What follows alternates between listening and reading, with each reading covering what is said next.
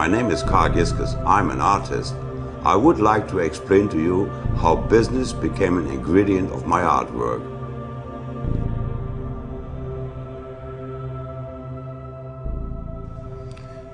The philosophy behind my company is to building with a natural material. I worked a lot in my whole life with wood, I worked with stone. Finally, I came to clay, because clay you can form, you have dust, and you can make the dust into a three-dimensional form. Clay is one of the smallest particles on our Earth. This is the white one, you have some of the red one, yellow.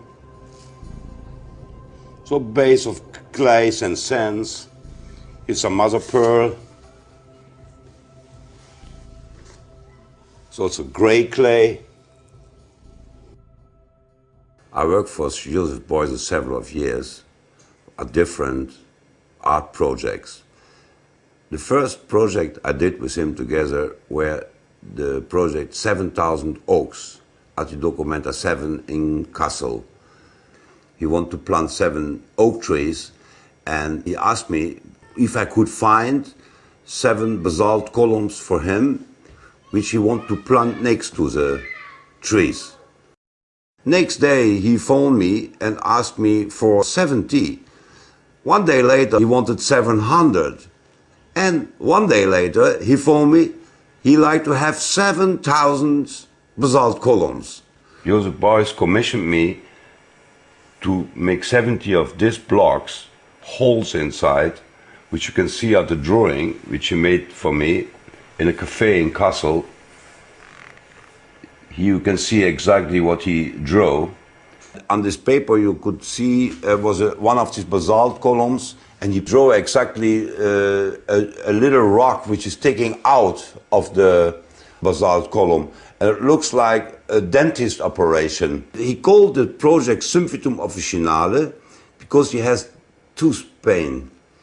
And he used this herb, which is called Symphytum officinale, against his pain on his tooth.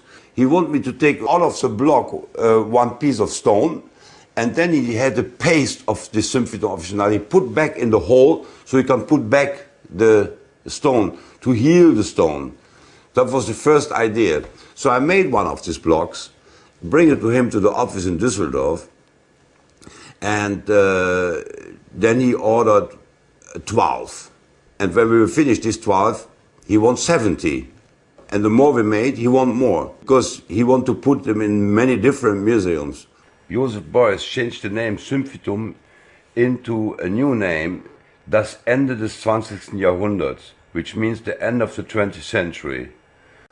What I learned from Joseph Beuys was to find the right scale for a project.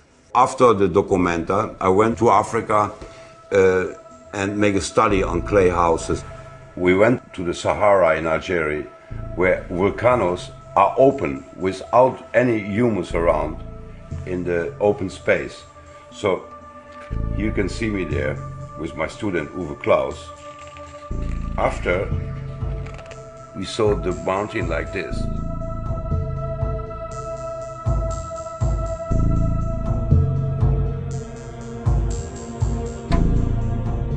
I started the idea to bring clay buildings in a big scale into the Dutch market. The business approach is just a tool for me as an artist to go on the social sculpture, to work with clay, to build with clay houses, living rooms, even use the material as a medicine. That's the future. Here's my laboratory. Here we make new products, we find mixtures, I make for clients, I make samples here. If you want to come in the market, you have to have a good name. So I started a company of Tierrafino in the beginning of the 90s. We started to make leaflets, to make catalogs. We sent them to all the architects in the Netherlands. From the end of the 80s, beginning 90s, Till now, we have more than 180 public buildings, and about 20,000 buildings, private homes are made with our know-how. We're selling the material already in more than 50 countries. Last week we sent 2 Euro pallets of our clay material to Airport Charles de Gaulle, which went to Polynesia for a hotel building. We are busy with a hotel now in Nouakchott in Mauritania. I can tell you about hundreds of these kind of projects. This material we mix just with water, and you can use it then here on the walls. You can see here we have the Gomera Grey, lighter tint of Gomera Grey, even much lighter one, Iquitos Green, Jenny Red, Roman Ochre, and the white, Dover White. Here you can see water pipes with hot water in the winter and cold water in the summer runs through the walls. All the walls in the office here are made like this. So in the winter we heat the room with these pipes, and in the summer we cool the room with these pipes. Everything is covered in the wall. Clay is a neutralizer. You must know, when you are living in a clay room, your body gets neutral. You don't get hot, you don't get cold, you just feel fine. In concrete buildings, you need ventilation. And with clay building, you don't need ventilation. So if you're building let's say, an office building, you don't need ventilation anymore. Because the clay makes you exactly the atmosphere you need to live in. Here we have rammed earth. It's a system, old system where you put the clay material into a concrete frame and stamp it down. And you see different layers of earth, like Jenny Red, Delphi White, Dover White. So you get all these layers here. So when you take the shuttering away, you get a sort of strata design wall.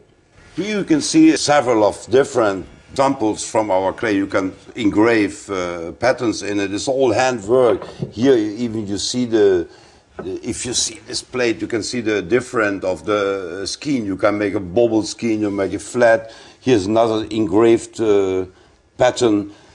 Or here you have the natural earth from the riversides. So here is ochre earth inside. So all colors you can make from earth are actually very, very soft colors. There are other stronger colors are also possible.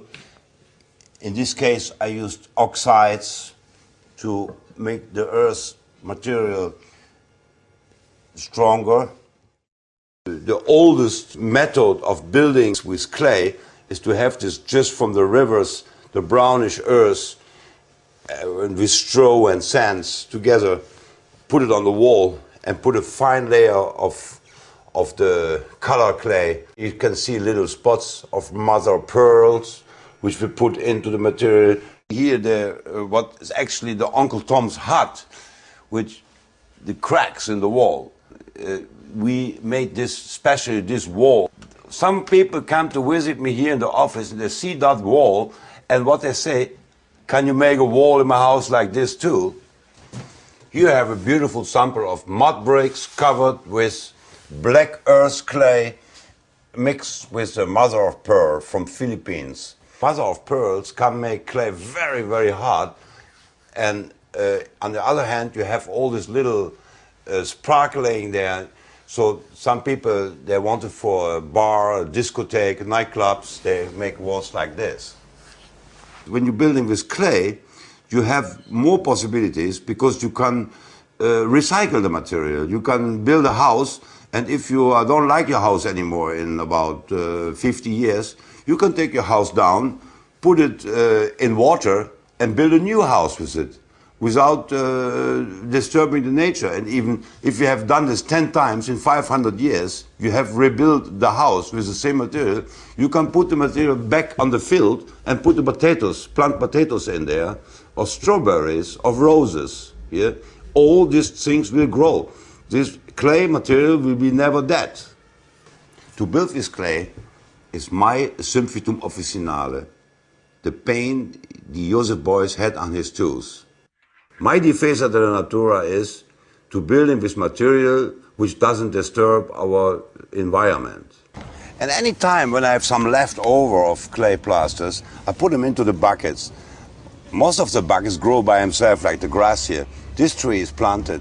So you can see the rubbish, actually, with the leftovers, are earth, which you can use for planting. You can leave the materials for 3 years or 10 years or 3 weeks in a bucket and let it get hard. You see? It's quite hard. Now you just add water. After 10 minutes mixing it, you can use it again. And you can rework it. 10 minutes later, the plaster, the hard plaster, it's soft already.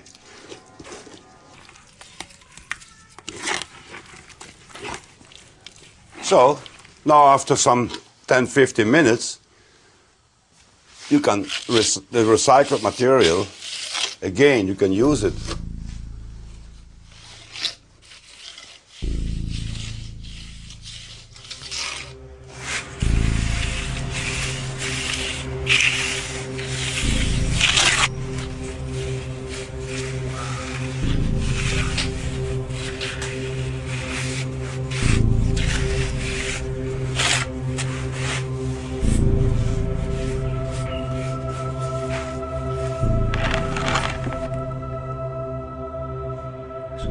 To work with clay and dust and sands, I see this as my duty as an artist for the future of the living planet.